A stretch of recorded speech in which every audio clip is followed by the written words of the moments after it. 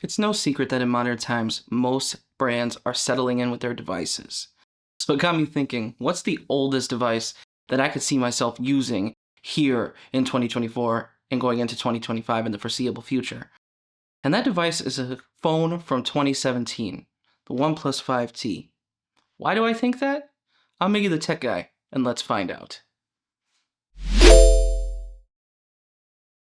Now, I'd like to start this off by saying you should definitely not buy a OnePlus 5T here in 2024 or beyond. You can get them used in most cases off of eBay. I don't think that they're selling them refurbished on any Amazon or even on eBay themselves. So this isn't a device I'm saying you should go out and buy, but if you happen to have a OnePlus 5T on hand, it's a great secondary device and could even still be used as a primary device here in 2024 going into 2025 in my opinion. And beyond, in the foreseeable future in general. With how phones are nowadays, I understand that we've got high refresh rates, we've got almost 100% screen-to-body ratios at this point with quad curve displays and very minimal hole punches in the devices. We've got a lot of new stuff and battery life is much better and cameras keep getting better. But for the most part, on what you need a smartphone to do day to day, this device here, the OnePlus 5T, can do almost all of it, and pretty well I might add. Like, I was actually genuinely astonished at how well this phone holds up nowadays.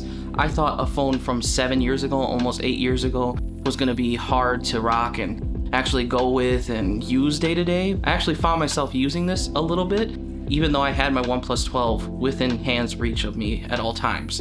I actually enjoyed using the OnePlus 5T as like a secondary device and even almost considered like what it would be like to just daily drive this thing again. So that all being said, I do want to jump into the build quality of this device. The OnePlus 5T is built amazing in my opinion. It is timeless and it is so nice to see that it has a more modern display while the top and bottom bezels are a little bit thicker than most. You don't have any notches or hole punches inside of the display, so you're pretty much all screen. At that point, it's a 6-inch display, 1080p AMOLED, so you're not really missing out on much that these modern devices can give you. Yes, it's 60 Hz versus 120 Hz, and that's the major drawback in the display in my opinion. Its color reproduction, its saturation, all of that out of the box is wonderful to look at for watching videos and just doing everything you need to do in media consumption. It doesn't fall short or fall flat in any areas that I can tell. Yes, outdoors, it doesn't get as bright as all the modern devices do because they're all like in the 1,000 to 2,000 nits range and some hit 4,500 peak nits like the OnePlus 12, but for the most part the OnePlus 5T's display holds up really well in most cases that you're going to use it, and I didn't have a problem or issue watching YouTube videos on this bad boy or even watching Netflix content.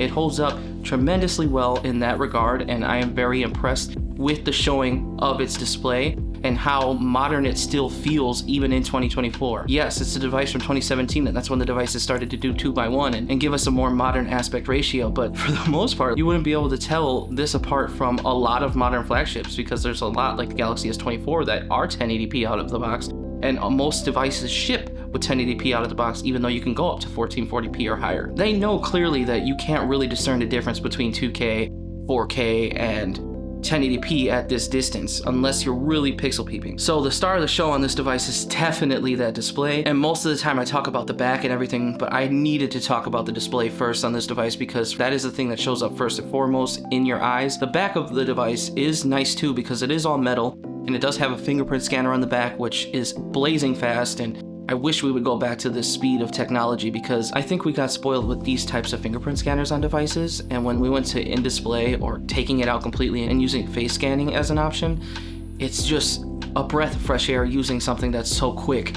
And it actually feels quicker in a lot of cases than a lot of modern devices do, and I feel like, man, that really just shows like how much we really haven't advanced in that technology. So like for the most part, like how this is built and how this is set up with the fingerprint scanner on the back and they all metal, and it's a super thin device too, so it feels really nice and smooth in the hand. It's a little sharp at times, but for the most part, the build quality on this device when it comes to display and the build as a whole, it is built so good. It feels good in the hand, and although I recommend rocking a case for the most part, this device here, it could be held in your hand confidently, and I really find that interesting that I'm even saying that here from 2017 to 2024, that it actually goes toe-to-toe with a lot of modern flagships. And I honestly love the metal design of this device. It's impressive to me. I feel so good in the hand, and I just enjoy using this device and how it feels, and just everything that has to do with the build quality of the OnePlus 5T is truly breathtaking. This one right here is worn and a little worse for wear here in modern times, and it's because, I mean, I think somebody used this as their daily driver. I got it off of eBay on a cheap deal, so why not pick it up to review for you guys? But it really does show that this is amazing build quality. Even here at the end of 2024, the build quality is nothing to scoff at. This device feels good in the hand, looks good in the hand. For all intents and purposes, it holds up just as good as most devices do in modern times. Don't at me with that.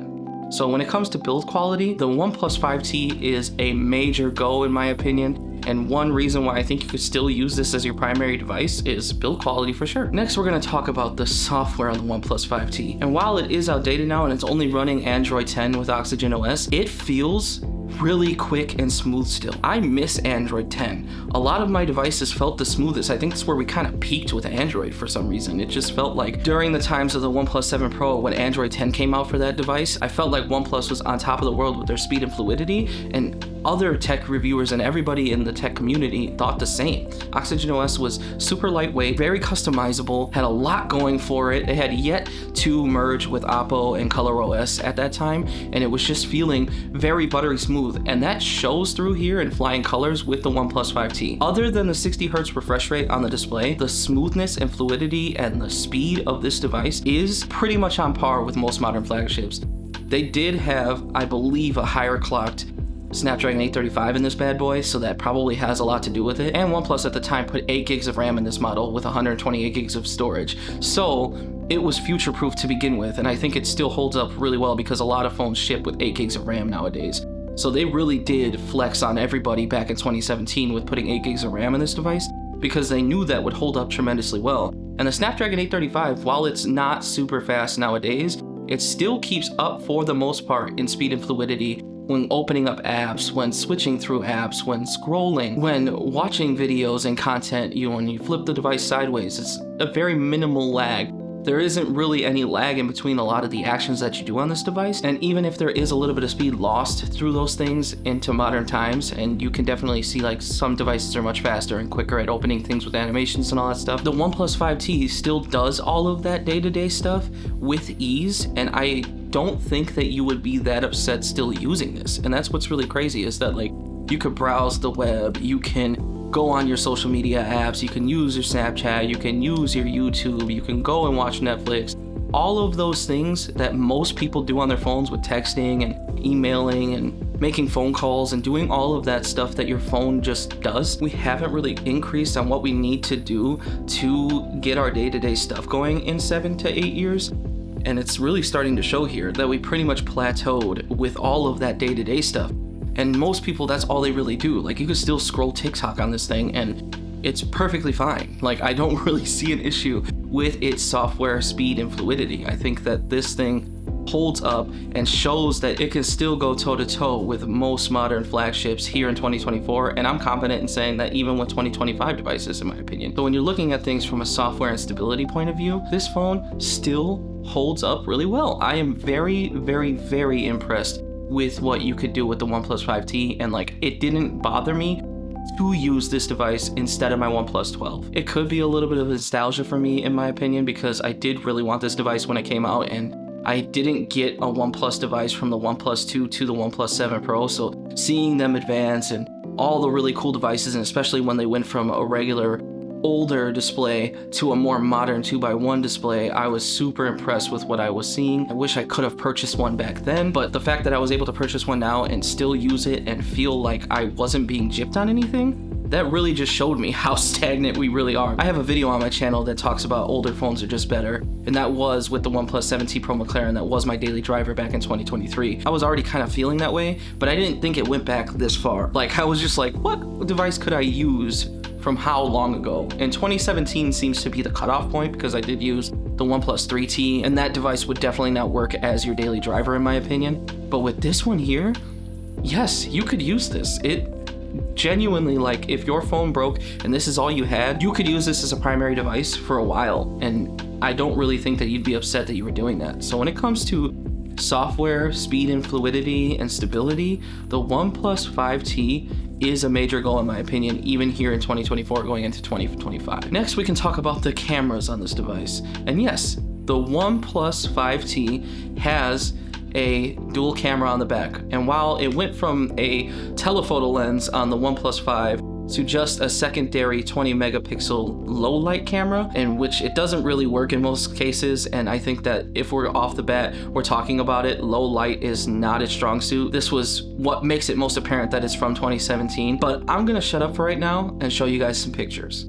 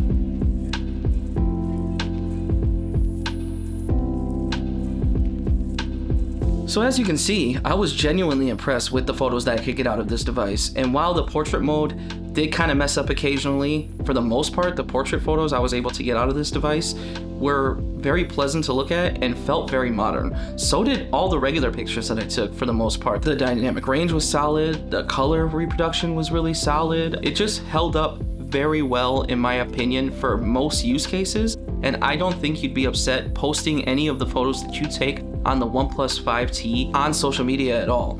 Yes, there's not a ultra wide camera and a dedicated telephoto camera like they have on these newer devices, and that's really where you're seeing most of the growth is in the camera department for most of these devices. So yes, cameras are better in 2024 and going into 2025, of course, because they did grow in that area quite tremendously.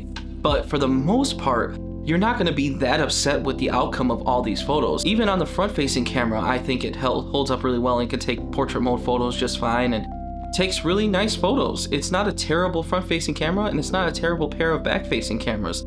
And while we're at it, I can talk about the face unlock on this device using that front-facing camera is lightning fast, like really freaking fast. When I open up the device, I'm in it. Like, that's how crazy it is. I even showcased it on the device while I was filming it, and when I was opening it up, if I kept my face in view, it immediately opened up without even me being able to use the fingerprint scanner. It just immediately opened up and went into the device. So the cameras on this thing are really surprisingly great, and the only major knock is low light and the video quality. Yes, video doesn't really feel stabilized, it's kind of crappy in my opinion. So like, there's definitely that to be said about the cameras, that the video quality and the low light are not great.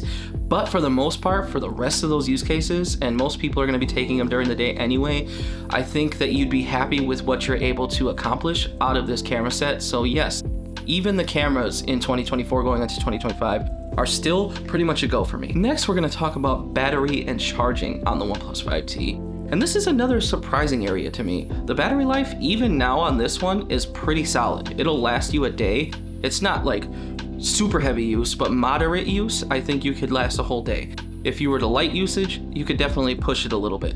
But what's really cool is this launched with dash charging. And they had a lot of commercials where they showed where it went from 0 to 60% in about a half an hour.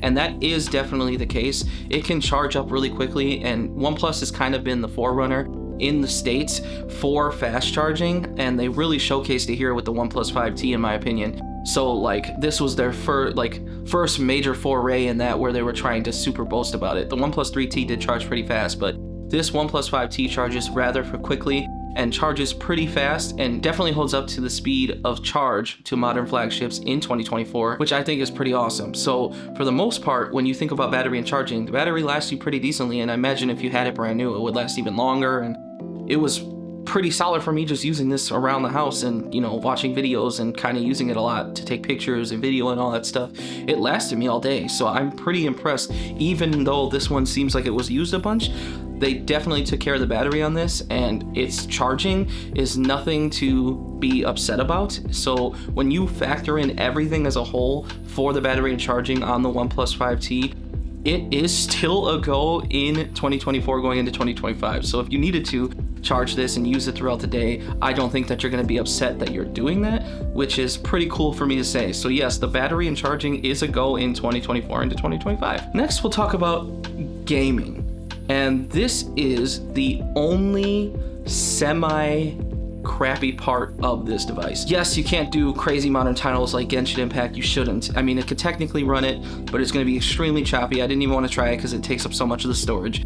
But I did try Call of Duty Mobile, and I did try Fortnite on this bad boy, and let me tell you, they actually ran pretty alright. The Fortnite was a little laggy, but Call of Duty Mobile worked rather well, and I could actually play with pretty decent settings at pretty high frame rates. So I was actually genuinely impressed with the OnePlus 5T in those games, and like pretty much any other major game. If you want to play like Sonic Adventure, or if you wanted to play Doodle Jump, or even play Temple Run or Subway Surfer, those games hold up really well on the OnePlus 5T. I was genuinely impressed for the most part, but like if we were to go into the more modern games, it definitely can't hold up there. So I guess that's where the crappy part comes in, is that you can't play super heavy titles. So this isn't a gaming phone, so if you were looking to get like a phone on the side to game with, this is definitely not it. You could get a more mid-range device today, or even an older, cheaper flagship for those use cases, but I wouldn't pick the OnePlus 5T as my first go at that. But if you had it already and you wanted to game on it, you could do some light to medium gaming. And to me, that's kind of impressive, is that like the Snapdragon 835, the 8 gigs of RAM, and its Adreno GPU still hold up rather well here in 2024 into 2025, and I was expecting it to not even be able to play half those titles, so the fact that it even holds up at all or even plays those games does impress me from 2017 to 2024 here.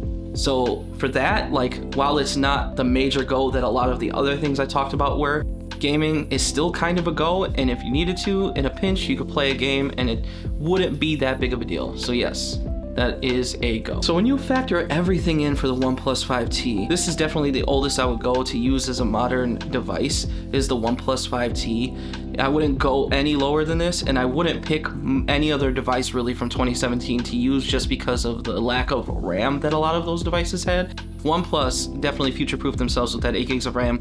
So if you have one of these bad boys and you needed to, dust it off and just use it again, because I think it has some merit into being used, and I think there are some people maybe across the globe in other countries that are still using this device and very fond of it, as a matter of fact. So the OnePlus 5T was just super impressive to me, and I'm really happy that I got to use this device, and I'm happy that it's in my roster of devices that I own.